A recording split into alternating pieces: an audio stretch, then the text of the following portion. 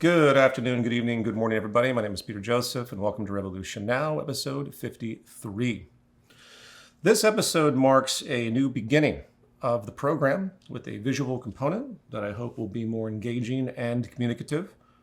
I'm also going to be expanding the nature of the program a bit to include interviews, media analysis, current events, and things of that nature.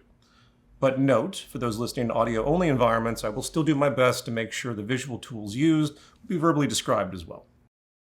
So, why am I sitting here talking to you, wasting my precious time in this short life? Well, it's because we live in an increasingly upside-down, dysfunctional world, and offensively so, and I can't stand it. And the reason for this insulting dysfunction rests upon a misunderstanding, one that has to do with the overwhelmingly deterministic influence of the very structure of our socio-economic world. Its influence on human behavior, its influence on human values, specifically what is being incentivized and reinforced in our social system, and what is not being incentivized and reinforced. The net result of this sociological influence is the manifestation and perpetuation of our deeply unsustainable, unstable world. A global society riddled with human rights abuses, ongoing environmental destruction. A societal condition that has also made its trajectory very, very clear. It's only going to get worse. The grace period of our incompetence is now over. Hence, the solution can only be changing the very social system that is causing the problems to begin with if we expect a positive future. And make no mistake, the issue is no longer up for debate. Happy to bring people on this program to contradict that. This is not about pandering either to some sensational doomsday scenario, which I get a lot. The fact is, we live in a global system that is diametrically opposed to what is required to maintain stability with our habitat and peaceful coexistence with each other. The specifics of this dichotomy have been expressed at length in prior podcasts, in my writings, in my films, and beyond. And fortunately, I'm not alone in this perspective, even though we as a group remain deep in the minority. What we see is a broad intellectual failure at large. There is almost zero system-level analysis occurring in our world when it comes to societal problems. Rather, when it comes to poverty, environmental destruction, degradation, war, oppression, and so forth, all the activist and political communities at large want to do is move the deck chairs around on the Titanic, completely ignoring the true link between the state of society and the system of market-based economics that defines its state. Markets are the problem.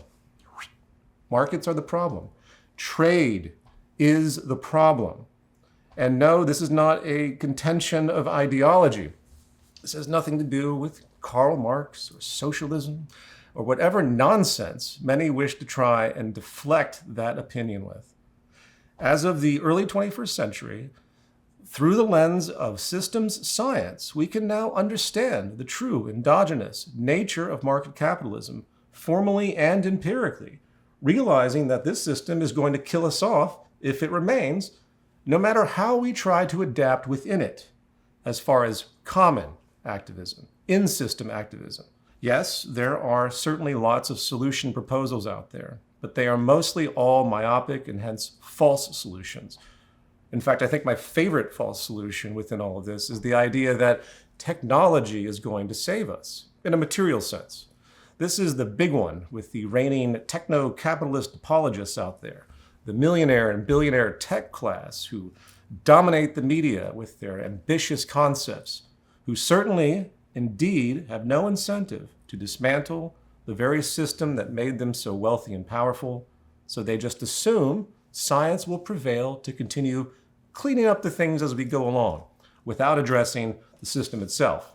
For example, we just won't worry about the market-incentivized industrial mechanisms that are producing air pollution that kills millions of people each year. Instead, let's just build massive air cleaning machines or other such methods to clean up as we go along once again. The logic that whatever problems capitalism creates will be fixed by some new technology is not only painfully lazy, it's utterly unworkable in the long run. The negative market externalities, as we can summarily categorize them, will just keep multiplying at a rate faster than we can solve them by such patchwork. Again, we have to go after the root causes, needless to say. And if we are going to invoke innovation in the context of solving social problems, that innovation needs to go toward the re-engineering of the social system itself, the redesign of our determining social structure once again. But that is not in the general conversation out there. And it's not in the conversation because of a few reasons. First is the tremendous pressure the system exerts due to being literally the basis of human survival, procedurally, meaning this is the pattern of behavior everyone is conditioned into as they go about their daily lives. It's operant conditioning. Another reason is that the limit of debate, an excellent phrase, has been firmly set culturally for generations now. People have been conditioned into incredible mental prisons when it comes to entertaining any notion of true system change, largely rooted in this false duality of so-called socialism as an average and its supposed nature and effects, which I will talk about more so in a moment. Socialism, communism, Marxism, all of that nonsense. So what we have today is a world centered around policy making when it comes to trying to solve problems. And as a general rule, policy will only be as effective as the degree to which it does not move against the nature of the system it is within. Hence, the market economy. For the more any given policy inhibits the so-called free market, the faster that policy will be eroded, if initiated at all. This is a critical general rule people need to understand. And if you don't believe that, just take a look at the consequences of every single environmental conference of the past 50 years, seeking to provoke policy and agreements to policy. Lots of great rhetoric, lots of seemingly feasible proposals, yet virtually no progress. From biodiversity loss to plastic waste to resource overshoot to every other kind of environmental concern, including, of course, climate destabilization, we see nothing but running in place. And that running in place is going to persist until the entire planet collapses into dust and chaos, as long as market capitalism remains the prevailing system. Why? Because every single thing that needs to happen to restore environmental balance specifically is antithetical to the way markets function. The market economy is a growth system by endogenous default, and the only path toward human sustainability on this planet is by way of the exact opposite ethic and function of what the system does. This is something that even the most established progressive ecologists do not seem to understand today. Markets cannot function without perpetual consumption and sustained growth. That is the only pattern of behavior it knows, and hence it is not a decision or a choice. It is what the system does and must do in order to maintain internal stability. What does internal stability mean? It means that the more you constrain economic activity, the more it starts to break down on the level of basic operation, such as people losing jobs.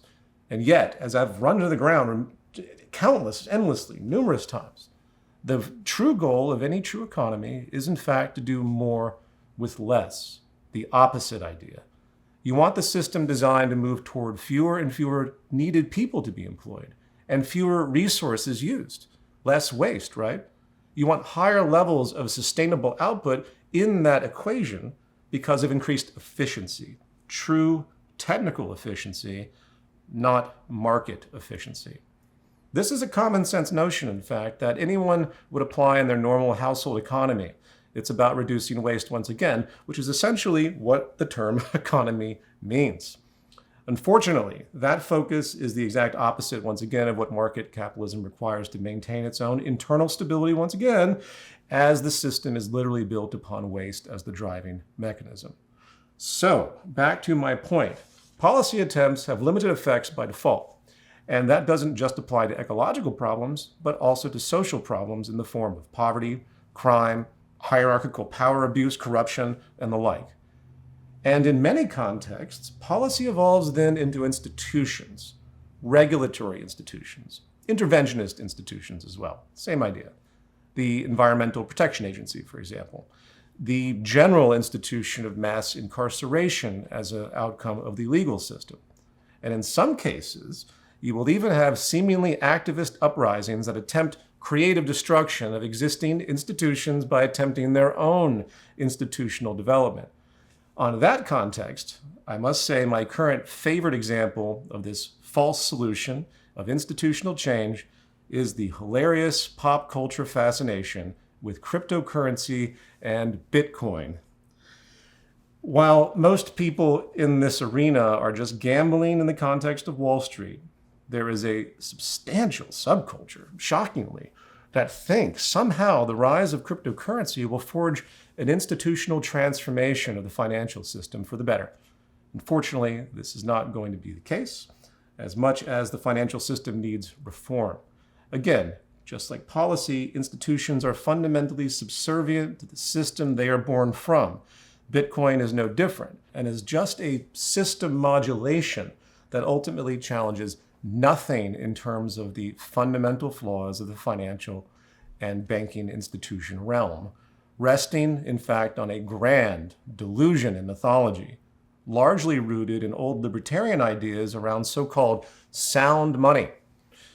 Please understand, it doesn't matter how sound you think money is or could be in whatever form, as long as it exists as part of the larger order market system, there will never be much of a difference in core outcomes for public health and society. For example, the persistence of inflation and debt. I have long been a critic of the fiat system and have described its basis in debt as a form of slavery, which is precisely the function it serves. But even if you were able to design a currency that wasn't built upon debt on the government level, meaning the elimination of central banks, debt would still be present through the loan structure of commercial banks or whatever institutional variation arises to replace it. Even if all currency in the world were replaced by cryptocurrency, being peer-to-peer, decentralized, the same structure would still materialize to distribute that currency to people that don't have it, as per the inherent income imbalance generated by market trade. The same market trade that would also incentivize fees for those loan transactions, which would serve the same role as, yes, interest charges. And boom, the debt-based indentured servitude society persists. And I mean that as a broad distinction. It doesn't have to pertain to cryptocurrency. But let's get to inflation. What's missing in that conversation is understanding the system adaptation, as simplicity has moved to complexity over the past 100 years. Bitcoin is designed to only produce 21 million coins, and it's argued that this scarcity reduces inflationary risk. This is merely a variation of the utility of a gold standard or precious metals backing a currency from hundreds of years ago.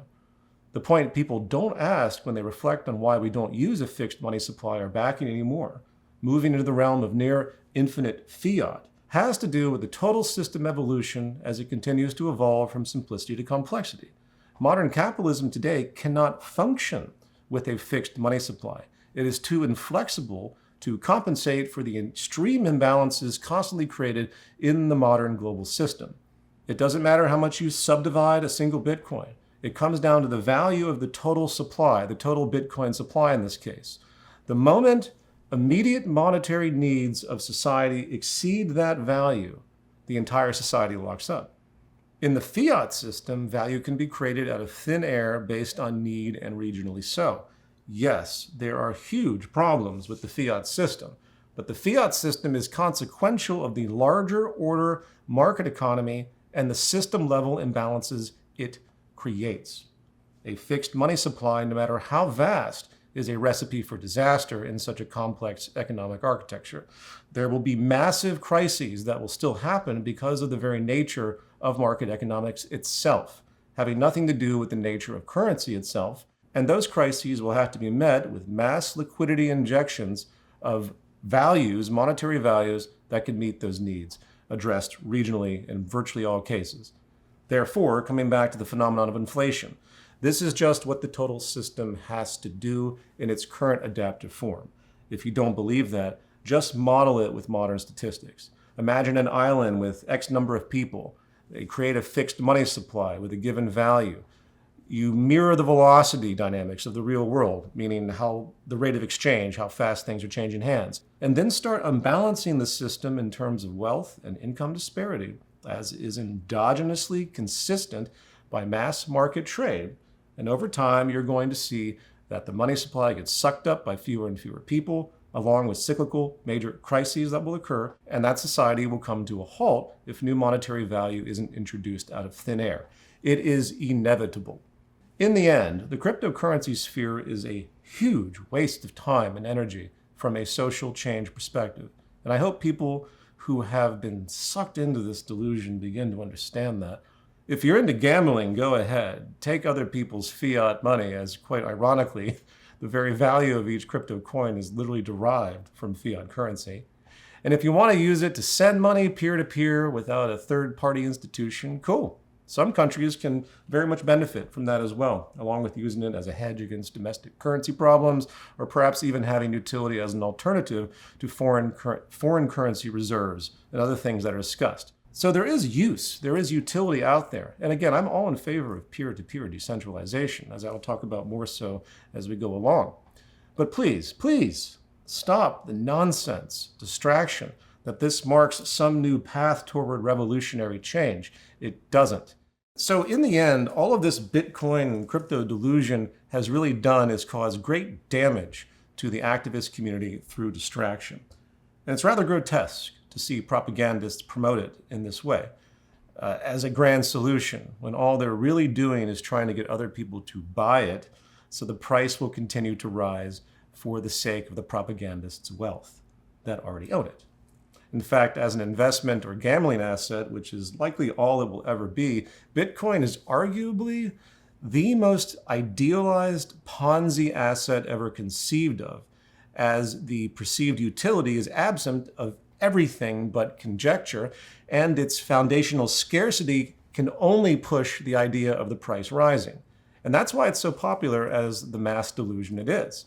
Unlike stocks, which symbolize the behavior of an existing company, crypto has no fundamental relationship to anything but the vast subjective assumptions of its purpose, coupled with its contrived scarcity once again. It's really quite fascinating and quite depressing as well. In fact, the whole phenomenon can be summarized with an old Woody Allen joke. A guy walks into a psychiatrist's office and says to the doctor, "Hey, my sister thinks she's a chicken." And the doctor says, "Well, you should bring her in. We'll try to fix this." And he says, "No, I can't. You see, we need the eggs." Now, before we move on, I'd like to say one more thing on the issue of false solutions and bad assumptions. The ever-pervasive idea that your individual ethical actions are going to carve out a better world, irrespective of the existing social system. The implication of this thinking is that the economic system is neutral or malleable by way of unorchestrated intention.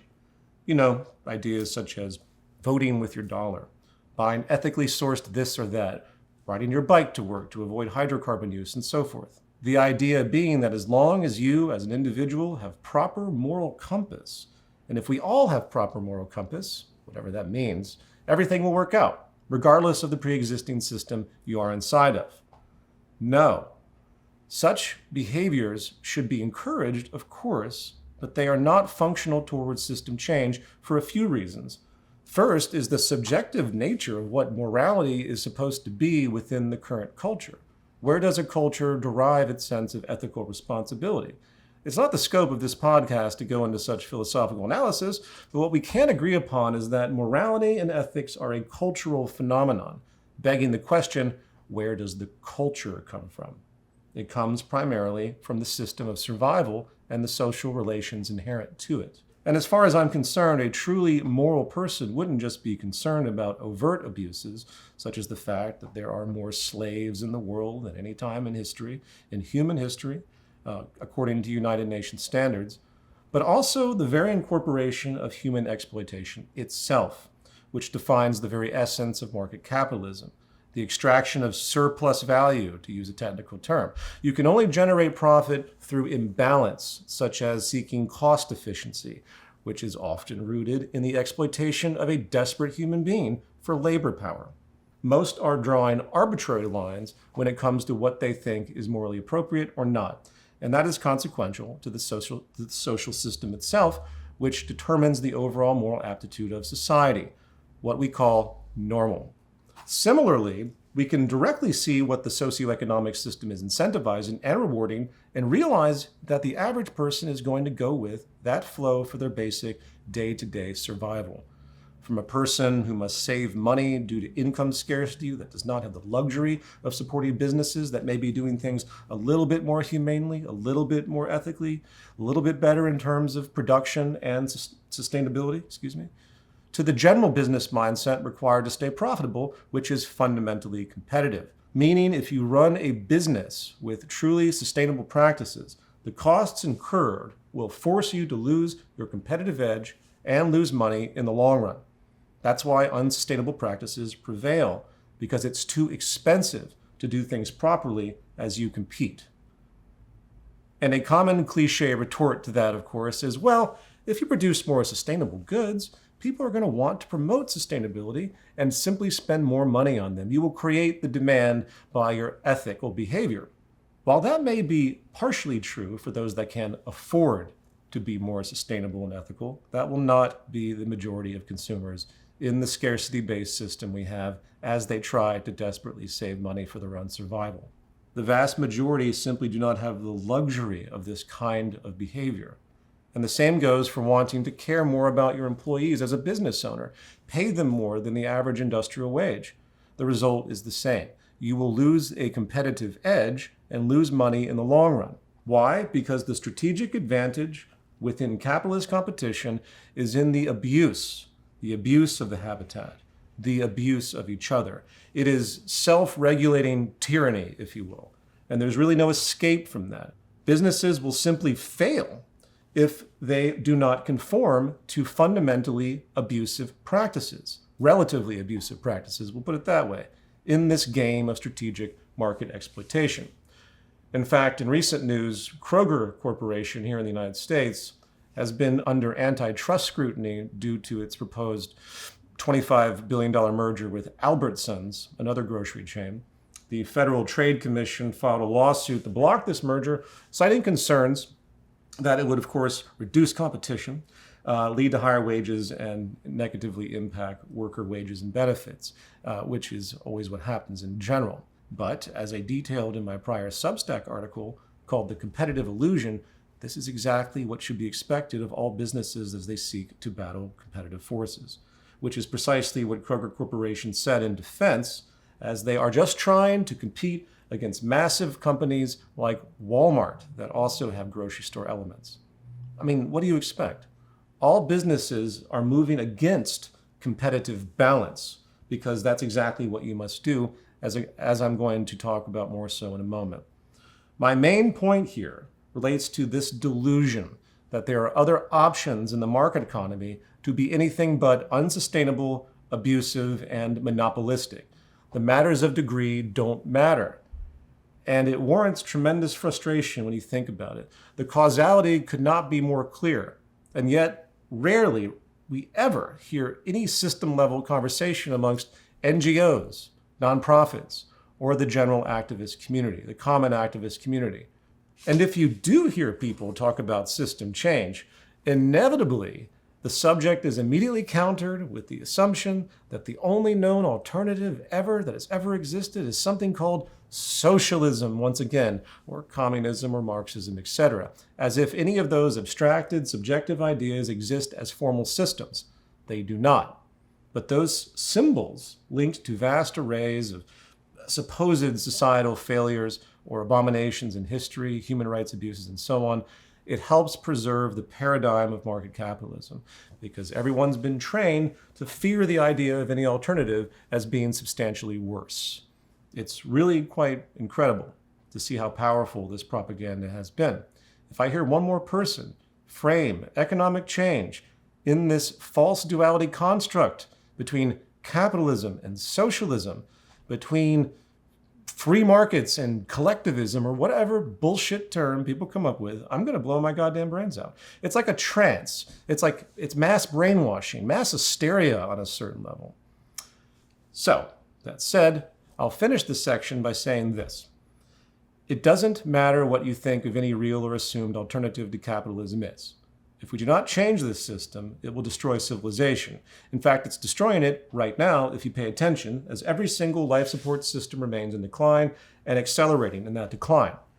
And the more environmental stress that exists, the more destabilized and conflicted society becomes. Therefore, this highly propagandized fear of change needs to be put to rest. There is no choice but to change. And I hope people that have researched the material that I've talked about and others have talked about can put this in the proper context. Okay, enough of that. Let's now move on to the core section of today's program, which is a continuation of the prior episode regarding the destructive nature of economic competition in particular, in contrast to the capitalist mythology alluded to earlier that says competition is the mechanism of balance, efficiency, and of course, freedom in society. And then I'd like to move from this competitive basis to a collaborative basis in a theoretical speculation, which I argue we must do. It's not an option. This isn't idealism if we're going to make sure our society is sustainable in the future and survives. And to inch into this, let me first start by getting a few general points on the issue out of the way. First, it is a long-standing belief that humans are competitive by nature. I've talked about this before at length, and there are plenty of behavioral scientists and evolutionary biologists that can express this better than I can. The modern consensus does not support this ancient idea that we human beings have this inalterable competitive drive toward domination. And there's lots of variations of this kind of thinking, and it's basically an elitist theory. Because if you believe in a society that is ultimately competitive, or I should say immutably competitive, and hence hierarchical, it preserves those that are at the top of the pyramid by default. The wealthy power establishment has everything to gain from you maintaining a competitive disposition. The truth is, human beings are deeply adaptable organisms, as we see throughout anthropological history. Collaboration is a powerful social stabilizer and eclipses the very limited, very few positive effects that competition creates when it comes to social unfolding, including innovation. The trick is we need a social system that reinforces and rewards true collaborative behavior, which is the opposite of what our system today rewards. Secondly, the modern competitive sickness is not just an interpersonal or intergroup phenomenon. The very basis of our economy has forced us to be at war with nature itself. It might seem a little strange to phrase it that way, but it's completely accurate. Market economics only sees the earth as an inventory to exploit for its infinite growth requirements. This means it holds the habitat in contempt, as there is no respect for regenerative balance or homeostasis. Carl Sagan once said, "An organism at war with itself is doomed." It's bad enough we sit at the edge of apocalyptic violence on this planet by way of military establishments, but our complete disharmony with the habitat through the competitive, exploitative economic system moves us toward the exact same end. Thirdly, one thing I find that people tend to refuse to accept when it comes to understanding the nature of market and business competition is that it is that very incentive that leads to government corruption, particularly in the context of shutting down needed business regulation. And I don't mean just environmental regulation, which is obvious, but also regulatory intervention that tries to help those people that end up on the wrong side of market imbalance, hence the poor, and those suffering from the structural violence of low socioeconomic status, a reality that literally kills millions and millions each year. As an aside, make no mistake, poverty as a general term is the leading cause of death on Earth, a slow-motion genocide born from systemic processes of the market economy. In fact, as weird as this may sound to many, poverty did not even exist on this planet in its true technical nature before the utilization of trade-based society. Why? Because with the exception of absolute poverty, meaning the lack of nutrition and things that directly inhibit your biology, all other forms of poverty are socially relative.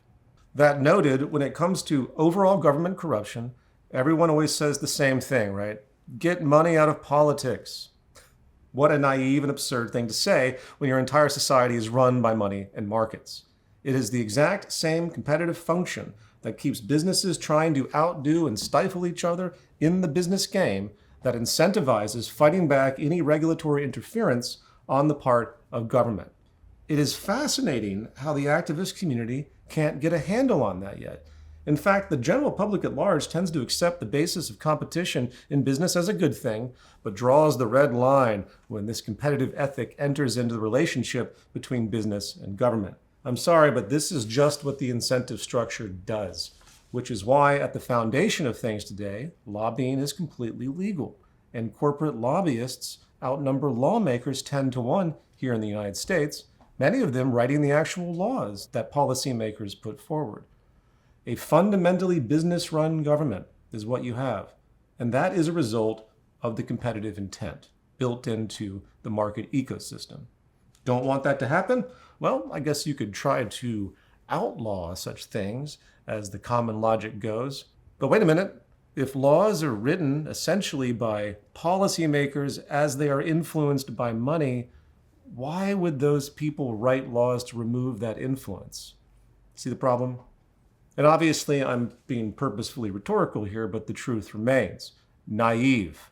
I have brought this subject up to many before, in fact, and my favorite response is, well, if we just get rid of Citizens United, that Supreme Court law in the US, then it says money is free speech spending on political influence, then everything will be fine. This is just a rogue Supreme Court ruling that's caused all the problems. No. If you remove Citizens United, it would not stop the problem of the intent. And this is why you can never, ever expect things to get substantially better when it comes to core social problems. The short-term competitive drive of profit-seeking industries will continue to compete against regulatory institutions through the use of monetary influence, and they will always win in the long run. Why? Because those system forces are much more powerful than the counter-market forces by default.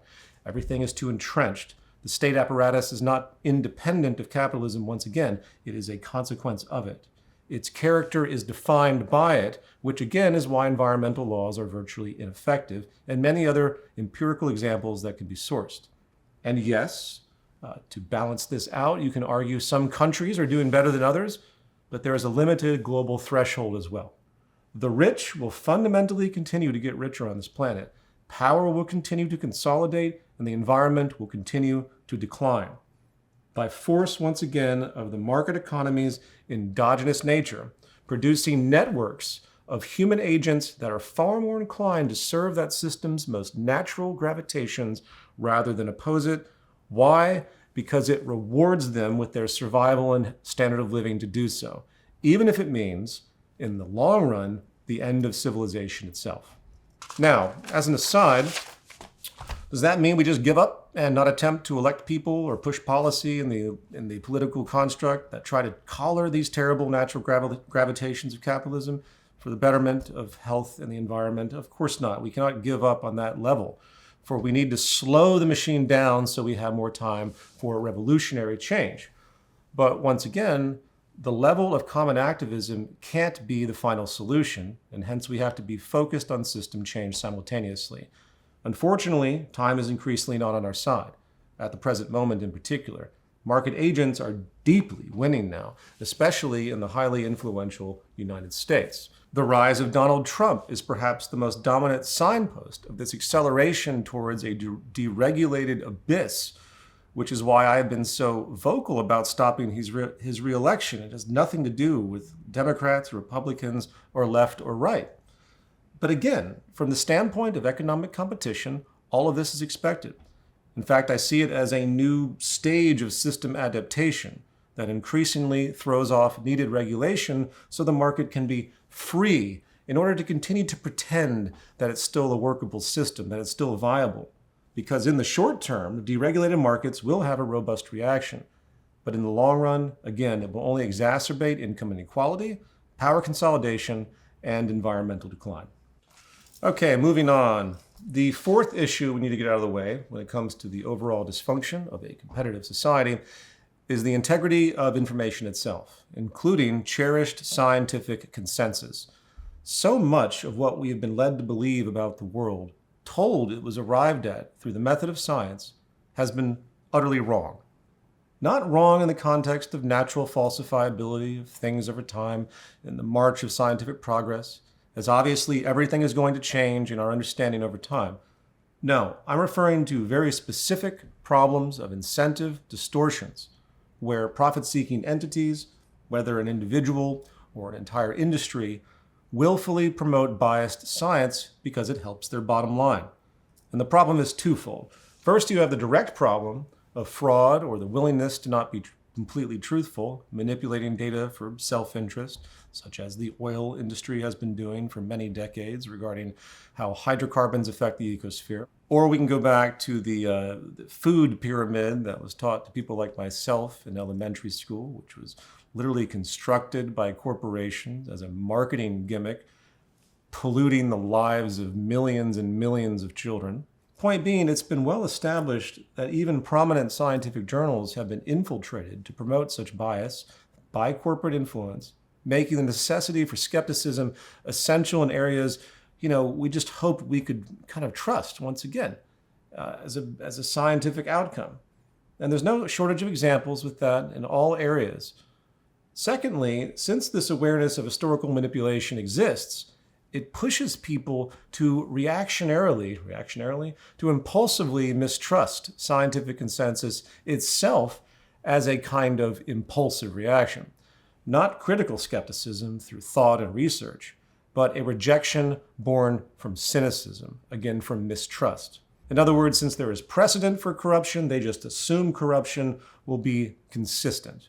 And it's very dangerous to have that kind of attitude float around society, particularly in the modern era. A massive trust problem, which is deeply polluting.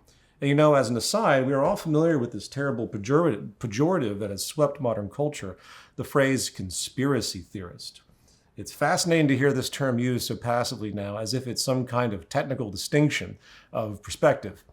Even some of the most professional appearing news organizations now use this phrase, not understanding that what they are actually doing is engaging in a kind of impulsive insolence and intellectual bigotry, if you will. What they're actually saying is that someone is either dumb or insane for their view in fear of some kind of ulterior element behind a given phenomenon.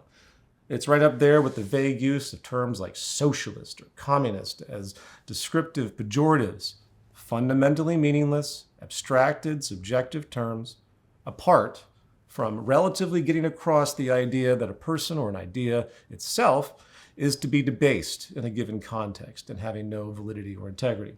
I wrote about this a bit in an article on Substack dealing with conspiracy culture. Anyone can go and read it. And here's the question: where do people think this social paranoia comes from?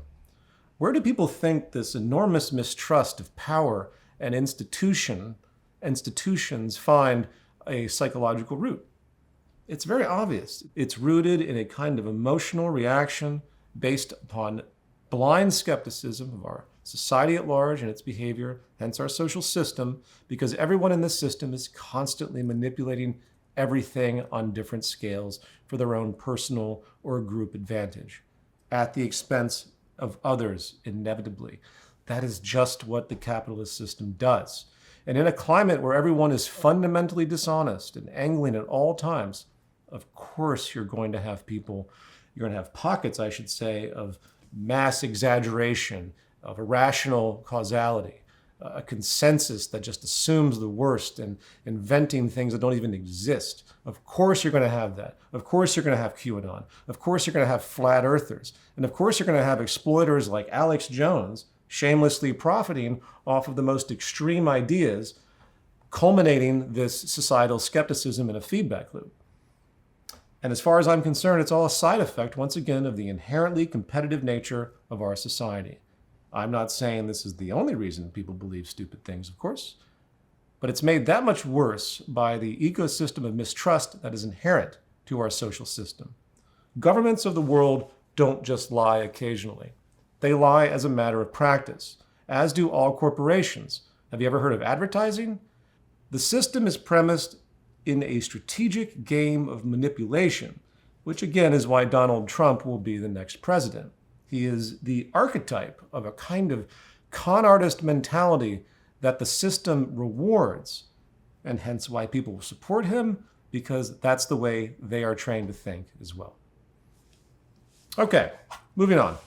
Now, in the prior episode, I began to talk about famed economist F.A. Hayek, as he is a great jumping off point to get into this reigning propaganda that economic competition is the most optimized state of affairs. In 1944, deeply influenced by World War II, Hayek wrote his classic work, The Road to Serfdom. And while he may not be a household name today, he was long ago. And the premises in this book are at the root of modern free market philosophy and dogma. One core idea is that anything dealing with so-called central planning, a command economy, or whatever vague phrase people wish to use when describing what they assume is the quality of anything but free market capitalism, not only can't work, in his view, but also leads to deteriorated conditions of freedom, liberty, and human rights. Hence the phrase, the road to serfdom. And one of the core reasons he argues all of this is that he considers the competitive function, the competitive element, as the glue that holds it all together. It is competition that ultimately facilitates the invisible hand of Adam Smith, fostering spontaneous order and self-regulation, while ensuring human liberty. And you hear this line of thinking everywhere, all the time today. Every time somebody complains about something going wrong in the market, someone inevitably chimes in and says, "Oh, we just need more robust competition." It's one of the greatest catchphrases, in fact, of all time, particularly in the libertarian community. In the words of F.A. Hayek himself, "It is of the utmost importance to the argument of this book for the reader to keep in mind that the planning against which all our criticism is directed is solely the planning against competition, the planning which is to be substituted for competition." Now, before we go into how a collaborative function, collaborative dynamics, a collaborative economic system, can most certainly compensate for the assumptions of what competition is magically supposed to do in markets, regarding being what is produced, consumer preferences, how value is designated, how distribution unfolds, and so forth, let me quickly take issue with the very idea that economic competition is the best way to secure freedom, liberty, democracy, fairness, and all the rest, as promoted and implied by Hayek and a whole subclass of libertarian culture today. Can you recognize the glaring fallacy of this idea? I'm not sure if there's an exact term for it, but I think it would be something like the means contradicting the end phenomenon. The means contradicting the end fallacy, I don't know. Invoking a simple, well-established philosophical rule that is empirically supported, highlighting self-defeating methodologies. In other words, you can't fight your way to peace. You can't enslave your way to freedom. You can't oppress your way to justice. You can't conquer your way to unity. You can't divide your way to harmony. And you cannot compete your way to equality, freedom, liberty, democracy, equity, fairness, and the like. Albert Einstein famously once said, "Peace cannot be kept by force. It can only be achieved by understanding." Just as Dr. Martin Luther King once said, romantically, "Darkness cannot drive out darkness. Only light can do that. Hate cannot drive out hate. Only love can do that." This is also foundational of Gandhi's nonviolent resistance movement ideas, which he termed satyagraha. And I know someone may say, well, that's just poetic idealism. No, it's not. We see the outcome of this contradictory thinking everywhere all around us. People say things like, well, if the United States didn't drop the atomic bomb on Japan, there wouldn't have been peace and the end of World War II. A dubious assumption in and of itself if you know the history. But what has been the actual result? Every technical power in the world has moved to develop its own nuclear weapons now, fostering an even more delicate and dangerous situation, given that today there are enough nuclear warheads to destroy the planet thousands of times over. And back to Hayek as an aside, he was very consistent in his character with this kind of fallacious thinking, because he was also in favor of the dictatorship of Augusto Pinochet after the 1973 overthrow of democratically elected self-proclaimed Marxist president Salvador Allende of Chile. All the capitalists could recognize in this country was, of course, evil socialism, just as they do today, which is code for any threat to Western capitalist power and profit. Hayek actually stated that he saw this dictatorship of Pinochet as a necessary step to, you guessed it, a move to a more free society, invoking, of course, the need for free markets to be implemented, Even if those free markets, which are supposed to be the root of human liberty and social freedom, are to be governed by a murderous dictatorship, as was the case with Pinochet. Sorry, it doesn't work that way. So coming back to my main point, as far as competition as this balancing, liberating force, it is logically ludicrous to argue that everyone constantly fighting each other for strategic dominance, which is the essence of competition, building power hierarchies, will somehow magically lead anything to the very nature of what competition incentivizes in and of itself, which is disregard, abuse, autocracy, oppression, indifference, apathy, subservience, exploitation, and so forth. And the world you see around you is the result. Capitalism is firmly based on hierarchical power, which means it's designed to produce winners and losers, where some losers are going to be less valuable than some winners, of course, and they're going to have less freedom as well. And hence why capitalism is today the strongest social precondition for fascism. In other words, competition is the very problem, not the solution. You cannot solve the problems produced by competition, which are legion today, with competition once again. So, if we wish to create a society that actually cares about freedom, liberty, equity, human rights, and so forth, and of course cares about the environment, homeostasis, and being collaboratively in balance with our ecosystem, sustainable, we must imagine design a system where the foundational dynamics are rooted in that very intent, that very value structure, in collaboration, reinforced, incentivized, rewarded. And yes, humans are perfectly capable of being collaborative in this way, if we had a structure to work with that actually incentivizes it once again. And if you look at volunteering statistics, for example, if you look at these things are often referred to as the domestic economy or the volunteer economy, we see enormous amount of participation in non-monetary collaborative interests. Rampant, in fact, even though in the minority.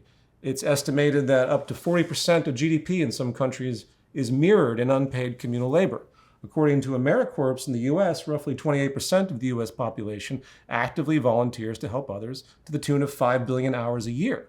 According to the United Nations State of the World's Volunteerism Report, 1 billion people worldwide engage in volunteering annually, with informal volunteering, meaning helping neighbors and providing caregiving, accounting for 70% of that volunteering, showing a strong inclination toward communal support once again.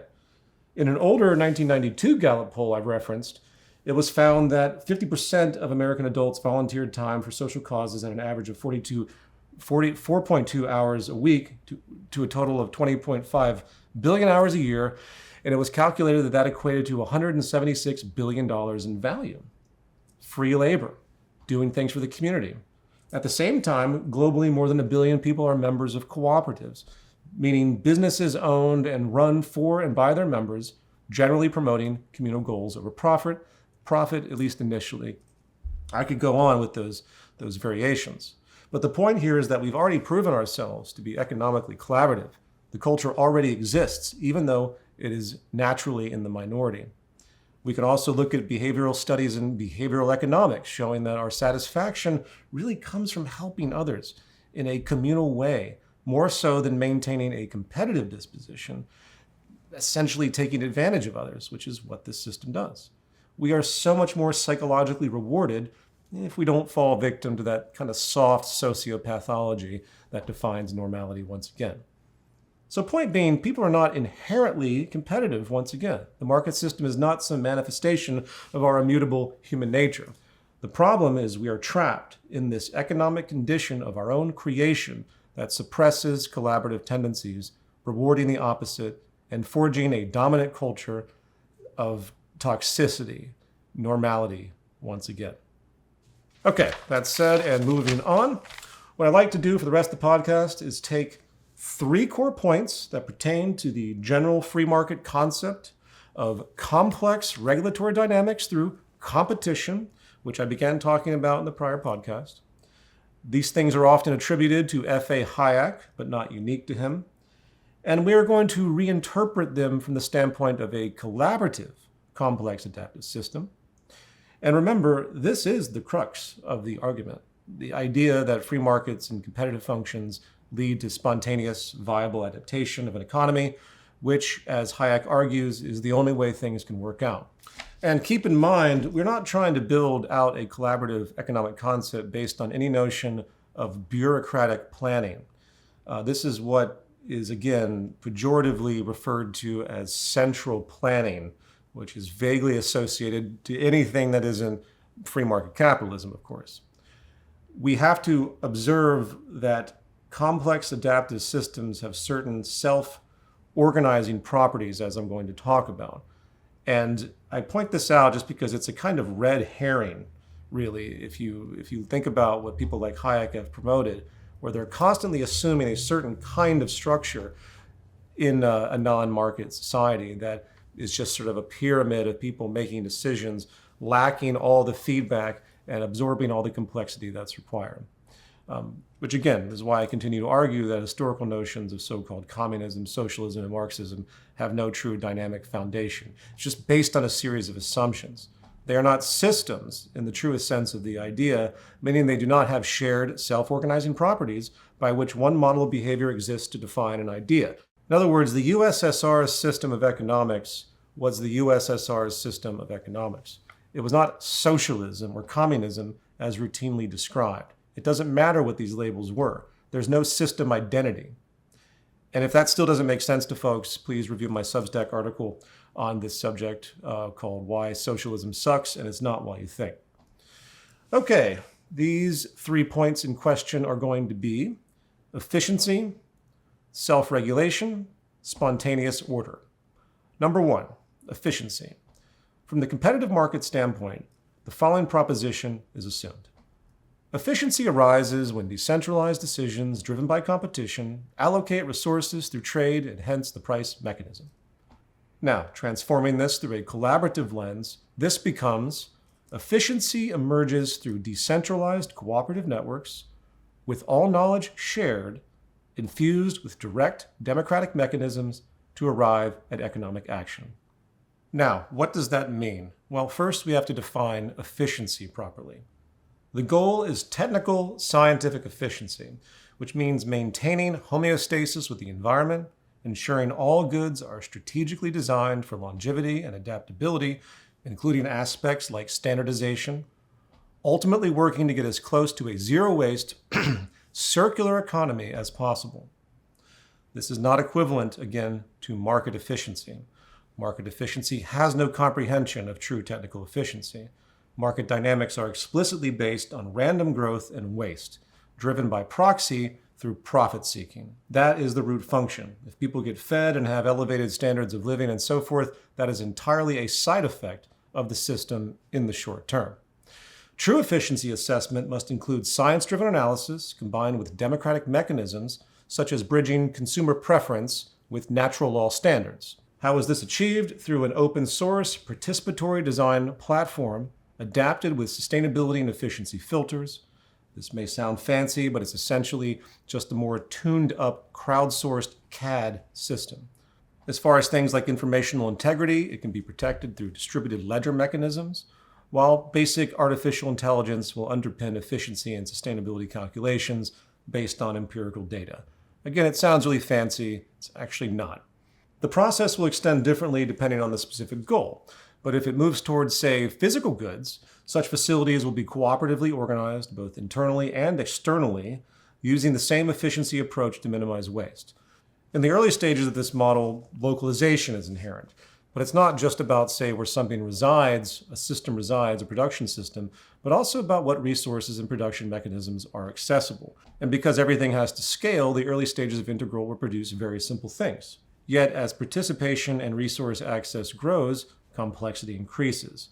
This happens within the recursive nature of the total system, keeping cohesion, as I will describe more so. Let's consider a practical example, food production. A regional community collectively decides to create a vertical farm system. They collaboratively design it using this open access CAD platform, ensuring that their participation coupled with science and fact-based efficiency considerations, guide the design. Once the food production system is designed, it moves into production, sourcing physical resources and land. This could involve a cooperative maker space, if you will, if you know these terms. The vertical farm is then installed in an ideal location, moving to the next phase, maintenance, making it work. Now, someone might ask pragmatically, well, how does this even start in a market system? We have to have money. Well, of course, externally, money is still necessary. We are still entrenched in the system. However, within the cooperative, within the system, within the network, non-monetary systems, structures, specifically things like time bank variations, are used. Very easy to organize. For example, a community of 50 people could use money to buy a space, but once owned, the internal operation of that institution, along with the network it is a part of, does not use any money whatsoever. It's a true cooperative. Any food produced is then distributed without monetary transactions. All labor engagements occur without monetary transactions as well. And over time, this approach, by its very nature, being detached from market incentives, evolves toward true economic incentives, technical incentives, particularly doing more with less, or approaching zero marginal cost, as Jeremy Rifkin would say, Buckminster Fuller's ephemeralization as well. You see, in the early stages of this process, it's not about what is being achieved, but how it's being achieved. The critical goal is increasing efficient output while constantly decreasing input in terms of resources and labor, maximizing strategic efficiency. And once this process is refined, it can be applied to virtually anything when it comes to material economic production. That's all I'm going to say about that at the moment. Moving on to number 2, self-regulation. Starting with free market theory once again, the competitive assumption is competition provides self-regulation as individual actors adjust their focus and behaviors in response to market signals, guiding and adapting the economy. Now, from the cooperative non-market perspective, this becomes, by leveraging dynamic feedback in the decentralized cooperative network, infused with participatory democracy and efficiency optimization, adaptive variability and homeostasis are achieved. Let's first remember the importance of this property of self-regulation.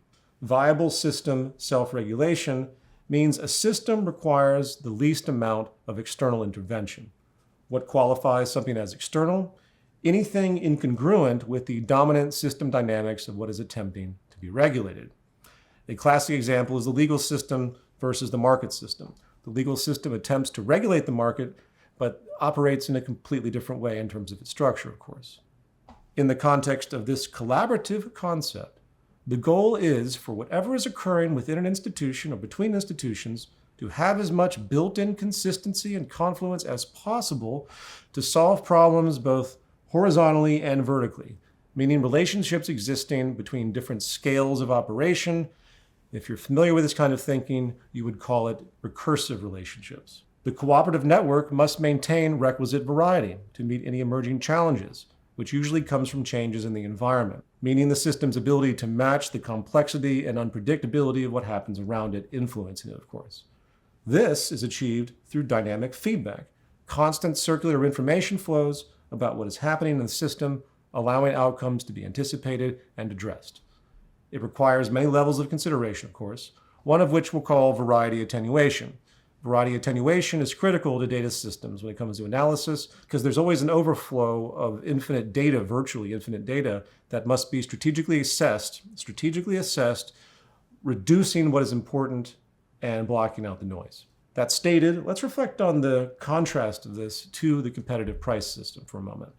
Instead of competitive trade and all the downstream preferences and adjustments that occur due to it in its information development, such as the price dynamics of supply and demand, this is done through engagement-based information, not trade-driven information, which is something that F.A. Hayek thought would be impossible, along with others like Ludwig von Mises, who famously wrote that book, Economic Calculation in the Socialist Commonwealth, arguing the same thing. And again, such thinkers have done a tremendously good job of brainwashing many into believing that only price dynamics through competitive trade can foster efficient self-regulation. it is certainly true that the market system does self-regulate, and robustly so, but it does so in the wrong ways, in very wrong, myopic, truncated, narrow ways. Take, for example, consumer preference. Today, advertising turns abstract ideas into human wants through social manipulation, quite simply. Capitalism's decisions about what to produce generally has nothing to do with individual preferences at the start of development. It starts with profit-seeking companies pushing the culture to adapt through strategic suggestion. If you don't believe this, think about the first and most profitable product in the development of Apple Corporation, the one that saved them. What was it? An MP3 player, the iPod. Nobody asked for this, but it took over because Apple was able to have extremely clever marketing, breakthrough manipulation, in fact, breeding a bunch of automaton customers with these trademark white earbuds, walking advertisements they became, wandering the street, listening to music, routinely almost being hit by cars at every intersection. In hindsight, of course, people would say, well, I like my little MP3 player. It was easier to carry than a CD player in my bag and so forth. And we retroactively justify the innovation. Why? Because it's already pervaded culture.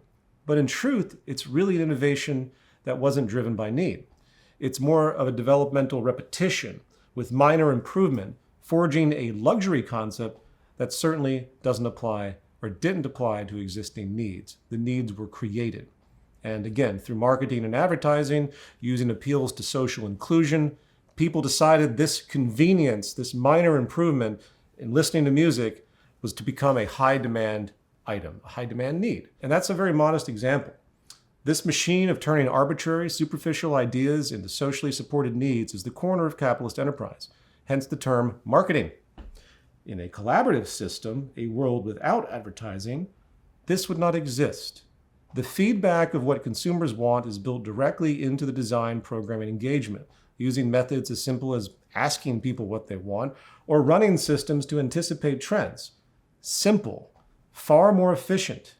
It not only removes all the guessing and gambling corporations do on products what they are trying to develop to sell, which no one necessarily wants or needs, but it helps to do what an economy is designed to do, and that is reduce waste. We don't want to create new attractive ideas to use more resources when people have no use for it in their own mind.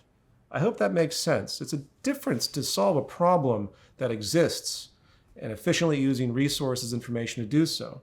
That's not the same as creating emotional problems and social inclusion problems through the use of inventing items that people become emotionally fascinated by or relates to their social inclusion. Market capitalism creates waste constantly as it competitively searches for the next big profitable item to sell or to create selling trends with. In a collaborative system, nothing would be created that people didn't actually want, and the manipulative force of marketing once again would be erased. Likewise, the required efficiency ethos of non-duplication and standardization would be employed. Instead of 10 different companies making 10 different vehicles to compete with one another, trying to make minor improvements, people would come together to design the best set of variations. And dynamically so, it's constantly updated, reducing all of that incredible competitive duplication and hence waste. While at the same time, this self-regulation is deeply tied to the natural limits of the earth. Needless to say, design efficiency is what we're talking about.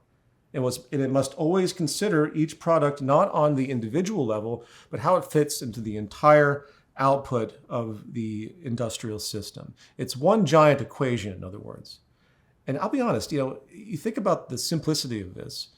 Why are there not regulatory programs of this nature in the market system today, at least in an attempt to impose good restrictions for a healthy ecosphere and so forth on the existing system for the sake of public health? It's so basic to have this kind of integrative system. It's the kind of thing that Greenpeace should be spending their time on, not holding up signs and trying to derail commercial boats. Anyway, much more could be said and rant on that, but let's continue to number 3. Number 3, spontaneous order. Once again, going back to the competitive free market perspective, as famously described by F.A. Hayek, spontaneous order emerges when individual actions involving trade, guided by self-interest, unintentionally create a coherent adaptive system as a whole. Now, it's important to restate that this property of spontaneous order is again what separates a true, complex, adaptive system from a rigid, contrived bureaucracy which does not work and is not a true system on this level. Again, even though market economics self-organizes in the wrong way, becoming increasingly unsustainable and destabilizing in the real-world environment, it is still meeting the criteria of a robustly self-organizing system. From the kernel seed of individual trade, the entire structure is built out. It starts with two people trading, and then it grows into groups that trade, leading to businesses, companies of increasingly larger complex networks. This includes other consequential institutions such as the regulatory bodies, the legal system, and even the very nature of what defines government itself. Even ideas that are more abstracted, such as property, are culminated through this system as a natural outcome. Again, all contained within the act of trade. And a truly collaborative economic system must maintain similar spontaneous order properties to remain emergent and adaptive, providing a requisite variety and so forth. In other words, once again, it's recursive. It must be self-similar for the sake of cohesion, where the microcosm gives way to the macrocosm as a natural extension, not some contrived superimposition, again, like we see in bureaucracy. The more consistent or congruent the dynamics within the system, the more viable that system becomes.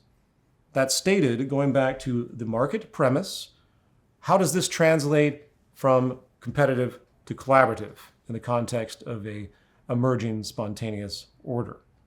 It would be stated as follows. Spontaneous order emerges when individual actions, engaging cooperative networks, guided by personal and societal interest, build out an adaptive system as a whole. Simple enough, which begs the question then, what is the kernel seed of this new collaborative economy? What is it that multiplies and scales up in an increasingly complex way to build out a viable, workable economy? The answer is that, unlike the act of competitive market trade between agents, this has to be about a collaborative construct. And by construct, I mean it's not a singular act, but rather a unified pattern of behavior. One root process pattern of behavior that facilitates emergence and expansion. Put another way, instead of entities growing at the expense of others, which is what capitalism does, the growth of one node in the collaborative network strengthens the system as a whole for the benefit of everyone. And we can call this kernel seed the root construct of the system. The root construct consists of three institutional elements or subsystems: collaborative value exchange, shared resource stewardship, participatory economic governance. Starting with collaborative value exchange.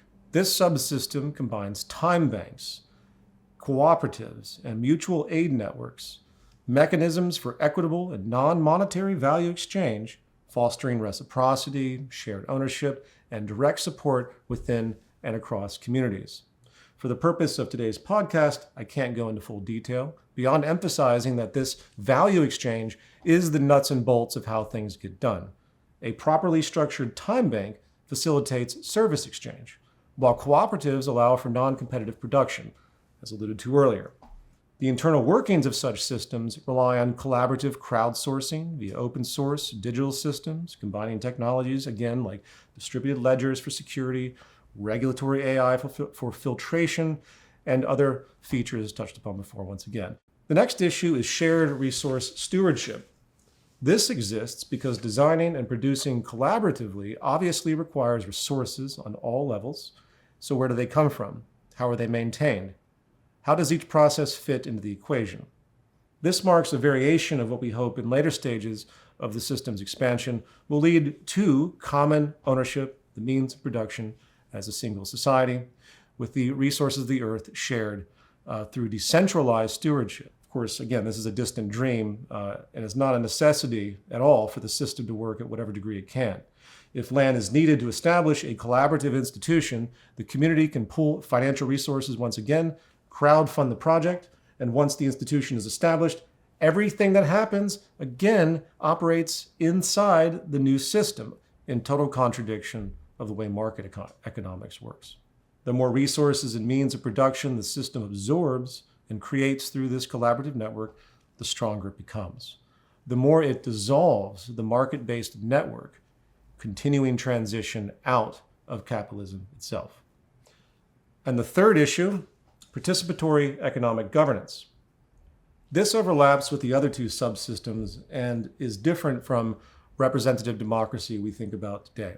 Even though there could be exceptions, the democratic attributes of this system are actually built into every level of procedural engagement. For example, if a community wants to decide what to produce, they begin engaging in the design process, showing others their ideas, which naturally gives rise to what the public is interested in or not, once again, as a democratic confluence. It's a collaborative process, in other words. Similarly, if a society is dealing with core shared infrastructure interests, say building a bridge in the city, the same engagement emerges, along with perhaps, in this case, a more traditional direct democracy mechanism to reach consensus. In other words, governance is integrated and self-regulating as much as possible at various scales, directly involving participant input. It's not about secondary external legislative power or power authorities. It is a built-in, dynamic, unified approach.